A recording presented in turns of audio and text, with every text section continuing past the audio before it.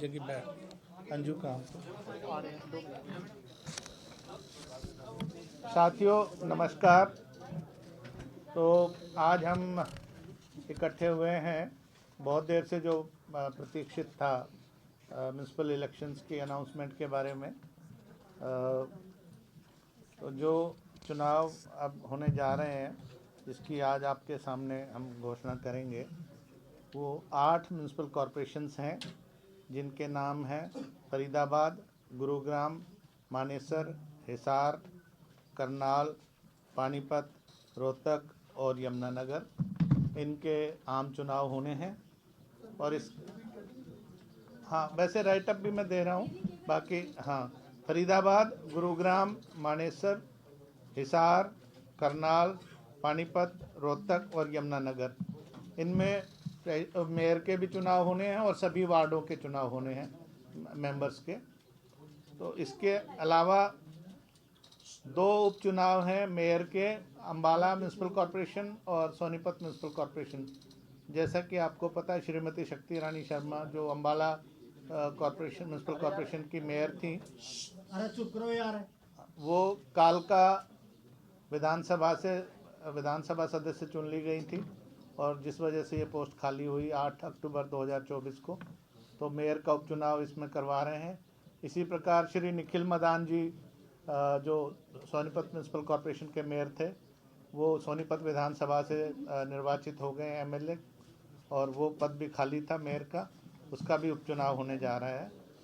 इनके साथ साथ 4 जो म्यूनसिपल काउंसिल्स नगर परिषद हैं, पटौदी जटोली मंडी गुरुग्राम डिस्ट्रिक्ट में, थानेसर कुरुक्षेत्र डिस्ट्रिक्ट में, सिरसा और अम्बाला सदर, ये 4 म्यूनसिपल काउंसिल्स हैं जिनका चुनाव भी इनके साथ ही होने जा रहा है। और 21 नगर पालिकाएँ हैं जिनके चुनाव हम ये आम चुनाव जहाँ पर होने हैं, इसका मतलब प्रेसिडेंट के भी और उनके वार्ड मेंबर्स के, सभी म्यूनसिपल काउंसिल्स जो 4 मैंने बताई उनके भी प्रेसिडेंट्स के और वार्ड मेंबर्स के, और 21 म्यूनसिपल कमेटियां हैं उनके प्रेसिडेंट्स और वार्ड मेंबर्स के। ये कमेटियां जिलावार इस प्रकार हैं: अम्बाला ज़िले में बराड़ा, भिवानी ज़िले में भवानी खेड़ा, लोहारू सिवानी, फतेहाबाद ज़िले में जाखल मंडी, गुरुग्राम में फर्रुख नगर, हिसार में नारनौंद, झज्जर ज़िले में बेरी, जींद ज़िले में जुलाना, कैथल ज़िले में कलायत, सीवन और पुंडरी, करनाल ज़िले में इंद्री और नीलोखेड़ी, महेंद्रगढ़ ज़िले में अटेली मंडी और कनीना, नूह ज़िले में ताउड़ू, और पलवल ज़िले में हथीन, रोहतक ज़िले में कलानौर, सोनीपत ज़िले में खरखोदा और यमुनानगर में रादौर म्यूनसिपल कमेटी हैं।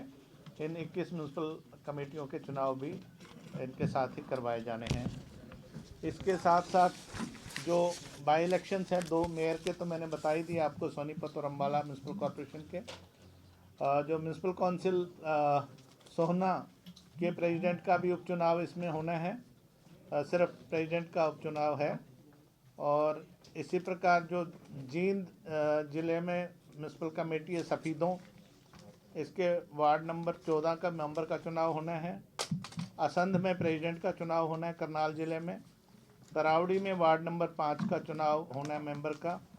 कुरुक्षेत्र में इस्माइलाबाद प्रेसिडेंट का चुनाव होना है। और लाडवा में वार्ड नंबर 11 के मेंबर का चुनाव होना है। तो ये जो जनरल इलेक्शंस और बाई इलेक्शंस हम करवाने जा रहे हैं, उनकी सूची है। अब जो कार्यक्रम है उस पर हम आते हैं।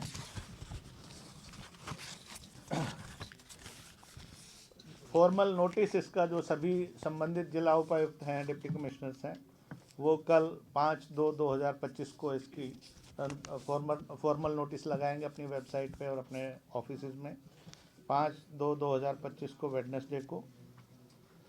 और पानीपत को छोड़ के बाकी जगह जो नॉमिनेशन की प्रक्रिया वो 11/2/2025 ट्यूसडे से शुरू होगी और 17/2/2025 5 दिन नॉमिनेशन रहेगा वर्किंग डेज में, 11 बजे से 3 बजे तक। 12/2/2025 को संत श्री गुरु रविदास जी की जयंती है, उस दिन अवकाश रहेगा। और 16/2/2025 संडे की वजह से अवकाश रहेगा। तो बाकी 5 दिन जो है ये नॉमिनेशन की प्रक्रिया रहेगी। 18/2/2025 को 11:30 बजे से जो नॉमिनेशन पेपर्स हैं उनकी आरओ स्क्रूटनी करेंगे, जांच करेंगे।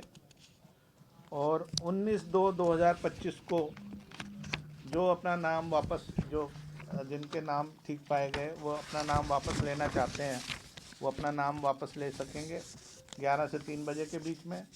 फिर 19/2 को ही 3 बजे सिंबल्स अलॉटमेंट हो गए, जो अंत में जो चुनाव प्रक्रिया में लोग शामिल होना चाहते हैं उनके लिए 19th को ही। और 19 को ही फिर जो पोलिंग स्टेशंस हैं उनकी लिस्ट पोस्ट कर दी जाएगी। और उसके बाद फिर उनके पास जो कैंपेनिंग का टाइम रहेगा वो रहेगा 28/2 तक। 1 मार्च को नॉन कन्वेंसिंग मतलब डोर टू डोर कर सकते हैं, पब्लिक मीटिंग वगैरह नहीं होगी। और 2 मार्च को मतदान होगा। किसी कारणवश अगर किसी पोलिंग स्टेशन में अगर रीपोल की आवश्यकता हुई तो 4/3/2025 को होगा। पोल के टाइमिंग्स रहेंगे 8 बजे सुबह से लेकर शाम को 6 बजे तक।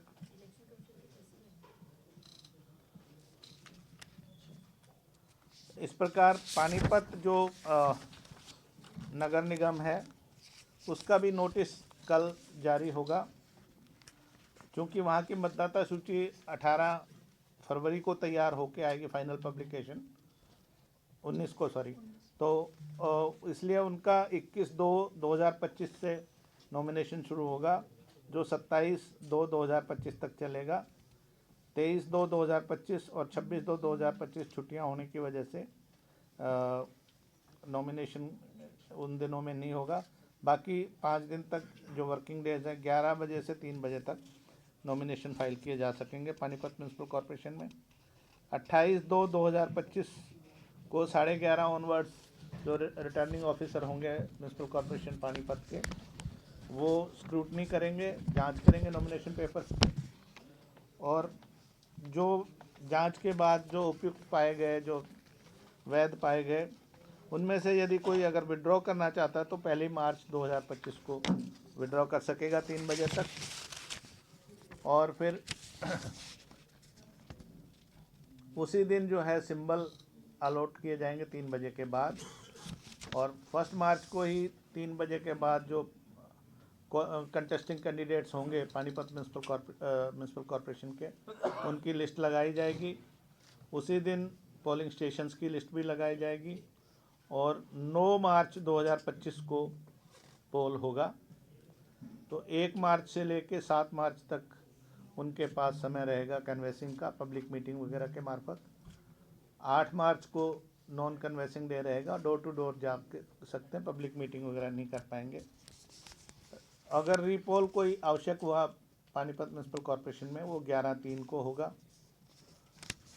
और काउंटिंग सभी की, जो पहले 8 म्यूनसिपल कॉरपोरेशन और बाकी नगर पहले 7 जो म्यूनसिपल कॉरपोरेशन है, 2 बाई इलेक्शंस हैं, और जो 4 म्यूनसिपल काउंसिल्स और 21 म्यूनसिपल कमेटियाँ और पानीपत की, सबकी मिला के 12 मार्च को काउंटिंग होगी 8 बजे ऑनवर्ड्स। और उसी दिन रिज़ल्ट डिक्लेयर कर दिए जाएंगे संबंधित आरओ द्वारा। तो ये कार्यक्रम है। इसके अलावा जो चीज़ें मैं आपके ध्यान में लाना चाहता हूँ, मॉडल कोड ऑफ कंडक्ट जैसा कि आपको ज्ञात ही है, अभी जब अनाउंस हम कर रहे हैं इसी समय से मॉडल कोड ऑफ कंडक्ट लागू हो जाएगा राज्य में। लेकिन ये उन्हीं एरिया में होगा जो उसका जुरिस्डिक्शन है। जैसे म्यूनसिपल कॉरपोरेशन मान लीजिए करनाल है, तो म्यूनसिपल कॉरपोरेशन करनाल का जो एरिया है, जुरिस्डिक्शन का एरिया है, उतने में ही लागू होगा। वहाँ पर चुनाव से संबंधित जो भी अधिकारी कर्मचारी होंगे उनकी इन दिनों में बदली नहीं की जा सकेगी। और म्यूनसिपल कॉरपोरेशन जो चुनाव में जा रही है या काउंसिल या कमेटी, उसके किसी भी एम्प्लॉई या किसी अधिकारी का ट्रांसफ़र इन दिनों में नहीं होगा। अगर कोई आवश्यक हुआ, बहुत आवश्यक हुआ पब्लिक इंटरेस्ट में, तो स्टेट इलेक्शन कमीशन की परमिशन के बाद ही ऐसा हो सकेगा। इन संस्थाओं में इन दिनों में किसी नए काम की घोषणा नहीं होगी, कोई नींव पत्थर नहीं रखा जाएगा, कोई उसका उद्घाटन वगैरह नहीं होगा। लेकिन जो रूटीन के काम हैं या जो काम पहले से चल रहे हैं, डेवलपमेंट के काम हैं, या जो प्रोजेक्ट पहले से चल रहे हैं, या बाकी जो रूटीन के काम होते हैं, साफ़ सफाई और जो भी है, वो यथावत चलते रहेंगे, उनमें कोई बाधा नहीं आएगी। जहाँ तक एजुकेशनल क्वालिफ़िकेशंस की बात है, आपको पता है वर्ष 2016 में राज्य सरकार ने कुछ एजुकेशनल क्वालिफ़िकेशन कैंडिडेट्स के लिए पहली बार हरियाणा राज्य में रखी गई थी। मेयर जो कॉरपोरेशन के हैं उनके लिए जो अनरिजर्व्ड कैटेगरी है उनके लिए 10वीं पास है, विमेन और एससी कैंडिडेट के लिए 8वीं पास है, एससी विमेन के लिए भी 8वीं पास है। मेंबर जो कॉरपोरेशन है, म्यूनसिपल कॉरपोरेशन, उनके लिए भी 10th है, और विमेन या एससी कैंडिडेट या एससी विमेन कैंडिडेट उनके विमेन या एससी कैंडिडेट के लिए 8th पास है, विमेन किसी भी कैटेगरी की, और एससी विमेन के लिए 5th पास है मेंबर में। इसी तरह से प्रेसिडेंट म्यूनसिपल काउंसिल या म्यूनसिपल कमेटी के लिए अनरिजर्व्ड सीटों के लिए 10th पास है, विमेन या एससी कैंडिडेट के लिए 8th पास है, और एससी विमेन के लिए प्रेसिडेंट म्यूनसिपल कमेटी या म्यूनसिपल काउंसिल के लिए 8th पास है। इसी प्रकार जो मेंबर म्यूनसिपल काउंसिल या कमेटी है, अनरिजर्व्ड सीटों के लिए 10वीं पास है, विमेन या एससी कैंडिडेट के लिए 8वीं पास है, और एससी विमेन कैंडिडेट के लिए 5वीं कक्षा पास होना अनिवार्य है।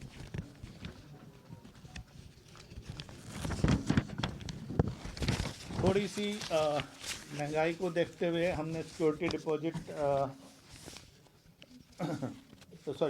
खर्चे की लिमिट भी हमने बढ़ाई है। तो और जो सिक्योरिटी डिपॉजिट है वो इस प्रकार रहेंगी। म्यूनसिपल कॉरपोरेशन के मेयर के लिए 10,000 रुपये, मेंबर के लिए 3,000 रुपये, और अगर कोई कैंडिडेट म्यूनसिपल कॉरपोरेशन के मेयर के लिए कोई candidate SC category, backward classes A या बैकवर्ड क्लासेस बी या विमेन है तो उसके लिए 5,000 सिक्योरिटी डिपॉजिट रहेगी। मेंबर म्यूनसिपल कॉरपोरेशन अगर कोई एससी कैंडिडेट है, बैकवर्ड क्लासेस ए या बैकवर्ड क्लासेस बी या विमेन कैंडिडेट है, उसके लिए 1500 रहेगी।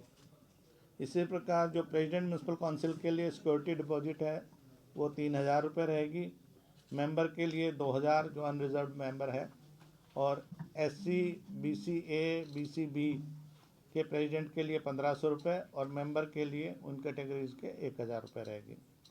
म्यूनसिपल कमेटी के प्रधान के लिए 2,000 रुपये, और जो मेंबर है अनारक्षित उसका 1,000 रुपये, और प्रेसिडेंट अगर एससी, बीसी ए, बीसी बी या विमेन कैंडिडेट है तो 1,000 रुपये और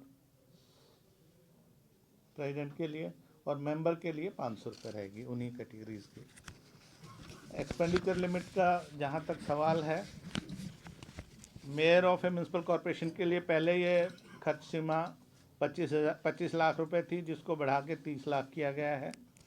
मेंबर के लिए ये तयशुदा खर्च सीमा 6 लाख रुपए थी, जिसको बढ़ाकर 7.5 लाख किया गया है। म्यूनसिपल काउंसिल में प्रेसिडेंट के लिए पहले ये खर्च की तयशुदा सीमा 16 लाख रुपए थी, जिसको बढ़ाकर 20 लाख किया गया है, और मेंबर के लिए 3.5 लाख से 4.5 लाख किया गया है।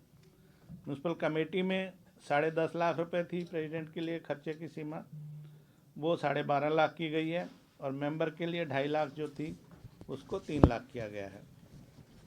सभी कैंडिडेट्स चाहे वो जीते या हारे, जो भी चुनाव में भाग ले रहे हैं, उनको अपना लेखा जोखा खर्चे का रखना पड़ेगा, डेट ऑफ नॉमिनेशन से लेके और रिज़ल्ट डिक्लेरेशन तक, और उसको 30 दिन के बाद उसको डिप्टी कमिश्नर के यहाँ पे वो जमा कराना होगा। अगर कोई नहीं करवाते हैं तो जो आज के दिन जो कानून है, जो रूल्स हैं, उसके मुताबिक उनको 5 साल तक के लिए अयोग्य घोषित किया जा सकता है चुनाव लड़ने के लिए। इसी तरह से चूँकि आपको पता है राजनीति में कई बार कुछ लोग क्रिमिनल बैकग्राउंड के भी आना चाह रहे होते हैं, तो उन पे वैसे तो कोई रोक नहीं लगाई जा सकती जब तक कि उनको कोई 3 साल से ज़्यादा की सज़ा ना हुई हो, लेकिन उनको जनता को ये पता हो कि वो किसको वोट देने जा रहे हैं। तो क्रिमिनल केसेस की डिटेल्स, अगर किसी कैंडिडेट के अगेंस्ट कोई क्रिमिनल केसेस पेंडिंग है तो वो उनको देनी होगी। उसका पूरा विवरण हमने इसमें दिया हुआ है कि एक तो उनको डिक्लेरेशन पब्लिश करनी होगी। 2 न्यूज़पेपर जो जिस कमेटी या जिस काउंसिल या जिस कॉरपोरेशन में वो चुनाव में भाग ले रहे हैं, वहाँ पर हिंदी और अंग्रेजी में जो 2 न्यूज़पेपर प्रचलित हों, उनमें डिक्लेरेशन देनी होगी कि भी मेरे खिलाफ़ ये फलां सेक्शंस में केस दर्ज है या क्या स्टेज है, चार्जशीट फ्रेम हो गई है वगैरह वगैरह। उनको लोकल टीवी चैनल या केबल नेटवर्क पे भी 3 डिफरेंट डेट्स में ये इनका सूचना देनी पड़ेगी, प्रकाशित करना पड़ेगा जनता की, जो वोटर हैं उनकी सूचना के लिए। और इस बारे में जो रिटर्निंग ऑफिसर है वो प्रेस्क्राइब्ड फॉर्मेट C2 में डायरेक्शन देगा कि भाई आपने ये चीज़ें इसमें करवानी है, ताकि कोई ये ना कहे कि हमें इसके बारे में ज्ञात नहीं था। पॉलिटिकल पार्टी का अगर कैंडिडेट है, अगर वो चाहे वो रिकग्नाइज पॉलिटिकल पार्टी हो या रजिस्टर्ड अनरिकग्नाइज पॉलिटिकल पार्टी हो, उनको रिटर्निंग ऑफिसर को ये भी बताना होगा कि मैंने अपनी जो राजनीतिक संबद्ध राजनीतिक दल है उसको भी इस बारे में सूचना दे दी है। जैसा कि आप सबको ज्ञात है, पहले भी जो इलेक्शन हुए थे इससे पिछले वाले, वो भी मेयर और प्रेसिडेंट के लिए डायरेक्ट इलेक्शन हुए थे। इस बार भी जैसे मान लीजिए रोहतक म्यूनसिपल कॉरपोरेशन है, तो पूरे जो वार्ड के लोग हैं वो मेयर को चुनेंगे डायरेक्ट। इसी तरह से प्रेसिडेंट मान लीजिए असंध का है, तो पूरे असंध म्यूनसिपल कमेटी जो है उसके वार्ड मेंबर्स सभी सारे जो वोटर्स हैं सभी वार्ड्स के, वो प्रेसिडेंट को चुनेंगे। वार्ड मेंबर जो है वो संबंधित वार्ड के मतदाता चुनेंगे। कोई भी व्यक्ति जो भी म्यूनसिपल कॉरपोरेशन या काउंसिल या कमेटी है उसमें कहीं पे भी मतदाता के रूप में अगर रजिस्टर्ड है, वोटर लिस्ट में उसका नाम है, तो वो चुनाव लड़ सकता है। हाँ जी, नहीं, लास्ट टाइम भी था इस तरह का जी। ये सुप्रीम कोर्ट की गाइडलाइंस हैं एक्चुअली। लास्ट टाइम नहीं कर सकते, सुप्रीम कोर्ट की लेटेस्ट गाइडलाइंस भी कुछ आई है। हाँ, अच्छा। इस सारे काम आप समझ सकते हैं कि 8 म्यूनसिपल कॉरपोरेशंस के जनरल इलेक्शंस, 2 म्यूनसिपल कॉरपोरेशंस के मेयर के इलेक्शन, 21 म्यूनसिपल कमेटीज़ और 4 म्यूनसिपल काउंसिल्स, प्लस कुछ जो उपचुनाव हैं, इन सब में बहुत सारे स्टाफ की आवश्यकता होगी। लगभग 25,000 पोलिंग पर्सनल इसमें हमें जो बैकडोर जो बैक एंड पे काम करेंगे, जो एक्चुअल पोलिंग ड्यूटी पे होंगे, जो काउंटिंग में होंगे, वो सब मिला के रहेंगे, जिसमें RO, ARO, supervisory staff, presiding officer, polling officer और बाकी स्टाफ होंगे। पुलिस प्रबंध जो है उसके लिए होम सेक्रेटरी और DGP से अनुरोध कर दिया गया है कि भाई पुलिस की बाकायदा, इनफैक्ट हमने काफ़ी समय पहले से ही कह दिया था कि पूर्व सूचना इंफॉर्मेशन इंटेलिजेंस गैदर करें, और जिनके खिलाफ कोई आर्म्स एक्ट वगैरह में केस है या जो भगोड़े हैं, प्रोक्लेम्ड ऑफेंडर्स वगैरह हैं, उनको राउंड अप करने की कार्रवाई करें। तो ऑलरेडी उनसे तालमेल है गृह विभाग से। और जो सेंसिटिव और हाइपर सेंसिटिव बूथ्स होंगे वहाँ पर एक्स्ट्रा पुलिस पर्सनल की भी व्यवस्था की जाएगी। इस सारे कार्य में लगभग 10,000 EVMs की हमें आवश्यकता होगी, क्योंकि तकरीबन 4500 समथिंग हमारे पोलिंग बूथ्स हैं, और एक प्रेसिडेंट के लिए और एक मेंबर के लिए, या एक मेयर के लिए एक मेंबर के लिए EVM 2 EVMs कम से कम होंगी। अगर 15 से अधिक कैंडिडेट हो जाते हैं तो फिर जो बैलेटिंग यूनिट है वो सेकंड लगती है उसमें। बैलेट पेपर्स मेयर और प्रेसिडेंट के लिए पिंक कलर का होगा, उस पर ब्लैक इंक से प्रिंटिंग होगी, और मेंबर्स के लिए वाइट कलर का होगा जिस पर ब्लैक इंक से प्रिंटिंग होगी। जो कंटेस्टिंग कैंडिडेट हैं उनके फ़ोटोग्राफ्स भी बैलेट पेपर पे लगेंगे, जो चिपकाया जाएगा मशीन पे, EVM पे। और सॉरी, जो बैलेटिंग यूनिट होगी उस पर वो चिपकाए जाएंगे। नोटा जैसे पिछली बार भी था, नोटा रहेगा, और नोटा फिक्स दल इलेक्टोरल कैंडिडेट रहेगा। और अगर किसी इलेक्शन में नोटा को सबसे अधिक वोट आती हैं सभी कैंडिडेट से, तो फिर वो चुनाव जो है वो फ्रेश इलेक्शन होगा वहाँ पर।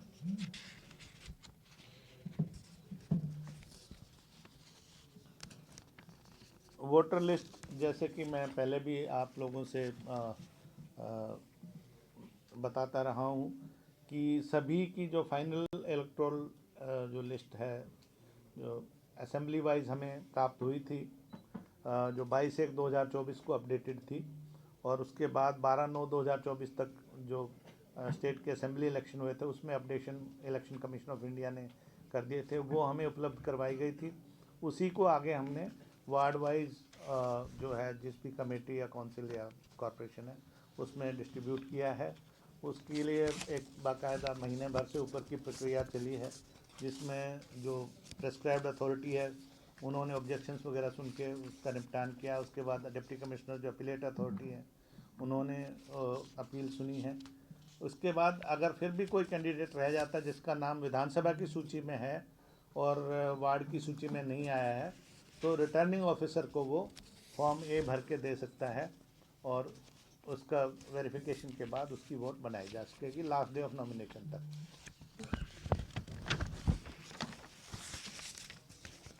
यथावत पहले की तरह इलेक्शन ऑब्जर्वर्स भी हम इसमें सीनियर IAS और IAS ऑफिसर्स को इलेक्शन ऑब्जर्वर्स लगाएंगे। एक्सपेंडिचर के लिए DETCs को हम लगाएंगे और पुलिस ऑब्जर्वर्स भी रहेंगे, अपार्ट फ्रॉम जो रेगुलर डिस्ट्रिक्ट पुलिस और डिस्ट्रिक्ट एडमिनिस्ट्रेशन है वो तो अपना काम करेंगे ही।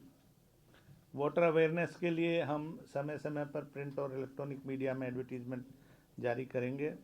और मेरी आप सब के माध्यम से भी आज भी अपील है सभी मतदाताओं से, इन सभी संस्थाओं के, कि वो भारी संख्या में अपने मत का प्रयोग करें ताकि वो अपने मनपसंद का कैंडिडेट चुन सके जो उनके विकास कार्यों में रुचि ले और हम इस तरह से ग्रास रूट डेमोक्रेसी को मजबूत बनाएं। तो मोटे तौर पर जो विशेष बिंदु थे, मुख्य बिंदु थे, वो सब मैंने कवर कर लिए हैं। अब किसी साथी की कोई और अगर जिज्ञासा हो या कोई प्रश्न हो तो आप पूछ सकते हैं। कर्मचारियों के लिए वोटिंग का वो बैलेट पेपर वाले पोस्टल बैलेट नहीं, इसमें वो व्यवस्था नहीं है। हैं जी? हाँ, जैसे मैंने बताया कि हमारे 4500 कुछ वो है पोलिंग बूथ्स, तो 9000 के करीब हमारी रिक्वायरमेंट है, तो 1000 के करीब 10% से ज़्यादा हमारी रिज़र्व EVMs रहेंगी। जो मोबाइल पार्टी होती है उस दिन, उसके सभी जीप में एक एक दो दो हम रख देते हैं कि कहीं पे भी अगर कोई गड़बड़ी हो कुछ हो तो आधे घंटे में वो रिप्लेस हो जाए। ये we leave it to the SP concern, तो उसमें सफिशेंट रहेगा उसमें। और जहाँ पे मैंने बताया कि कहीं पे सेंसिटिव या हाइपर सेंसिटिव पोलिंग बूथ्स की अभी लिस्ट आनी है डिप्टी कमिश्नर से, वहाँ पे एक्स्ट्रा की व्यवस्था होगी। उसके अलावा मोबाइल पेट्रोलिंग पुलिस पार्टीज़ भी रहेंगी और कुछ इंटेलिजेंस बेस पे जो पहले से कुछ आपराधिक किस्म के जो प्रवृत्ति के लोग हैं उनके खिलाफ पहले से कार्रवाई होगी और आर्म्स एक्ट वगैरह में भी जो कार्रवाई बनती है वो रहेगी। आर्म्स भी जमा वगैरह होंगे सर यहाँ पे? आर्म्स वो डिस्ट्रिक्ट मजिस्ट्रेट पे हम छोड़ते हैं कि अगर वो समझते हैं कि भी किसी प्रकार का अंदेशा हो सकता है तो वो कार्रवाई ला सकते हैं। They are free to do all normal जो भी उनका सीजर का है और इस तरह की एक्टिविटीज़। एफिडेविट रिटर्निंग ऑफिसर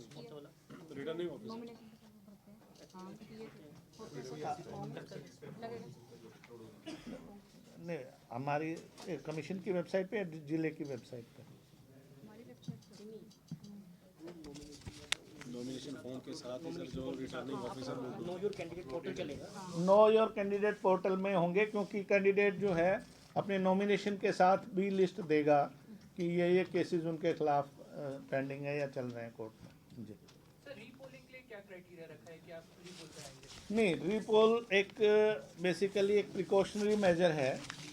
वैसे तो इसमें कई सारी चीज़ें होती हैं कि कहीं पे 2 घंटे से ज़्यादा मान लो पोलिंग नहीं रही हो पाई, मशीन ख़राब थी, हंगामा हो गया, कोई और झगड़ा हो गया किसी वजह से, तो प्रिजाइडिंग ऑफिसर की डायरी आती है, उसमें वो रिकमेंड करते हैं कि जी यहाँ पर जो है नॉर्मल रूप से मतदान नहीं हो पाया और ये न्यायोचित होगा कि यहाँ पर रीपोल कराया जाए।